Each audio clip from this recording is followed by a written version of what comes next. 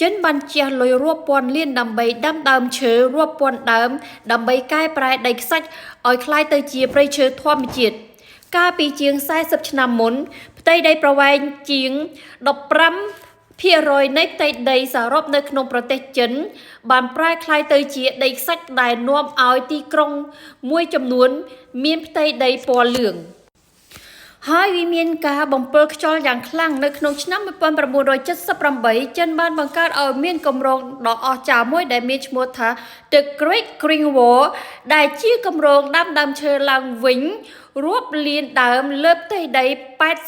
88លានហិកតាដើម្បីទប់ស្កាត់ការប្រែប្រួលដីទៅជាដីខ្សាច់បន្ថែមទៅទៀតនៅក្នុងប្រទេសរបស់ខ្លួនផងដែរដើម្បីឲ្យគម្រោងនេះសម្រេចទៅបានល្អរដ្ឋាភិបាលរបស់ចិនបានយល់យ៉ាងច្បាស់ថាគឺត្រូវចូលរួមពីប្រជាជននៅក្នុងប្រទេសទាំងមូលដូច្នេះហើយនៅក្នុងឆ្នាំ1979ចិនបានបង្កើតឲ្យមានថ្ងៃឈប់សម្រាកមួយដែលមានឈ្មោះថាទិវាដាំដើមឈើជាតិជាភាសាអង់គ្លេសហៅថា National Tree Planting Days ដូច្នេះនៅរៀងរាល់ថ្ងៃទី12ខែមីនាប្រជាជនចិនបានចូលរួមដាំដើមឈើឡើងវិញដែលធ្វើឲ្យគម្រោងនេះមានការរីកចម្រើនយ៉ាងលឿនហើយមានរយៈពេលត្រឹមតែ2ទសវត្សរ៍តែប៉ុណ្ណោះចិនអាចសម្រេចគម្រោងការដាំដើមឈើឡើងវិញបានសម្រេចប្រមាណជាង6000លានដើមនៅក្នុងទូទាំងប្រទេសចិនទាំងមូលវាអាចកែប្រែដីខ្សាច់ប្រមាណ6000គីឡូទៅជាព្រៃឈើដែលខៀវងងឹតឡើងវិញហើយ